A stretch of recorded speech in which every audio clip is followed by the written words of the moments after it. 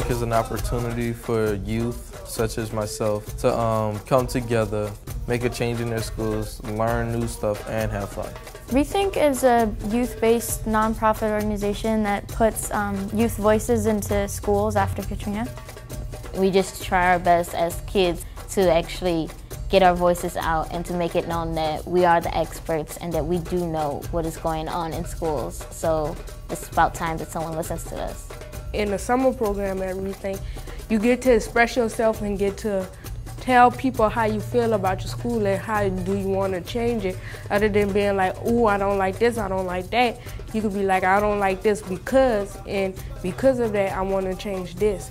Right now, we are creating ideas and thoughts about what we want all New Orleans schools to look like within the 5 years that we have left to the 10-year anniversary of Katrina.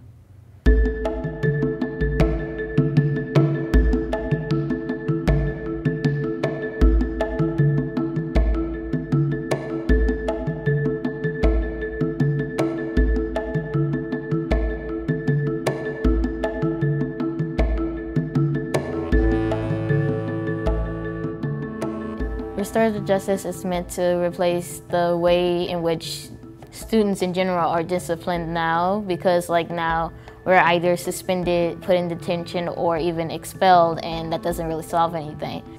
I would describe restorative justice as a way to repair harm instead of punishing someone because you're working with them. Restorative justice is you're having a substitution for being punitive. You need to try to restore this friendship, restore wherever this conflict comes from, so you could fix it instead of being in trouble all the time. We decided to do restorative justice because a lot of students in Rethink, we're good kids. We do what we need to do, but there is times where someone gets suspended or something, and so we decided that something's wrong with the punishment policy, because we noticed that there's things that are happening that just shouldn't be happening. By doing restorative justice, we are able to hopefully lower the dropout rate and have more students participating in school and actually having them having fun and actually trying to learn. Restorative justice will change humanity. Restorative justice will change humanity. Our idea for what a restorative justice program would look like in a school setting is that it'd be a circle in a garden, and students would sit there and talk about what happened.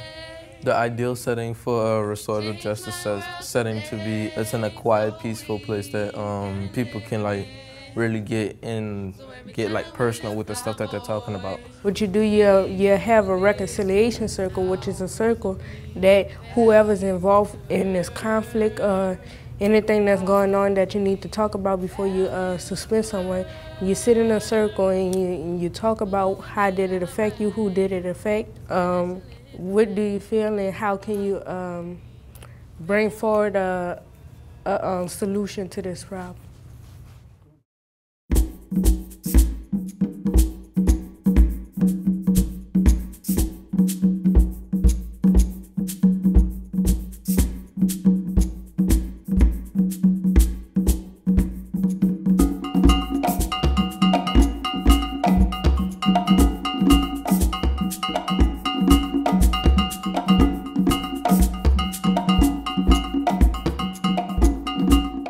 We have a very exciting partnership with Rethink to bring restorative practices to Langston Hughes Academy, and we worked this summer and trained a dynamic group of young people in restorative practices. I go to Langston Hughes Academy. It's very important that I stay focused and learn how to use these reconciliation circles so that I can help my friends and other people at our school about this project. At Langston Hughes, they're planning to have their own garden, but what we're doing is we're building a garden to branch off of that specifically for restorative justice. In the beginning of Langston Hughes, we have a empty space in the back of our facility. So we trying to form it into a garden, which is we have half of it laid out, and right in the middle of it there's a reconciliation circle that's going to be built. What we're finding is that restorative justice actually improves school climate, which is really critically important. Studies are showing that connectedness is one of the most critical factors for students in terms of doing well in school and doing well in life. Restorative approaches helps to connect them because it is based on building those relationships and holding relationships central to everything that's going on within the school. In restorative justice, it's not only a practice to put in school, it's a way of life. It starts to help you understand how to deal with problems that you have with people, whether they're other students or your neighbor, you know? I mean, it's a whole different way of thinking. It's about really addressing problems and finding solutions to them and fixing your relationship with other people.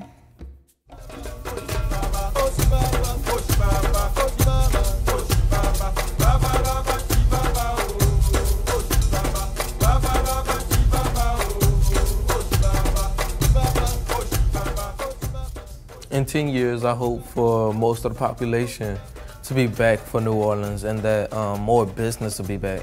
I want to see things better, and so that I know what I left behind, and when I come back, I want to see something better than what I left. I would like to see more children out in the streets playing because everybody is struck with fear because of the violence level down here, and nobody can really go outside like they used to. But I also like to hear, like back in the day when they had music freely playing through the streets. Well, in 5 years, when I come back to the school that I'm in now, I definitely want to see, I want to see a lot of things. I want to see cleaner bathrooms, and I want to see restorative justice programs and places with no violence and happy kids that are happy because they have good teachers and they have good resources in their schools and good books and everything that is just part of getting a quality education. You know, everyone needs to be included in school, and so I just want to see everyone be included and everyone get the education that they need. Restorative justice will change humanity. Restorative justice will change humanity. So change, change my world today. Change my world today so we can live again. So every time we lift our voice, we need you to listen. Our words will be value to earth. Our words will be value to earth. In food we need our rights. What special is the best? Our words will be value to earth.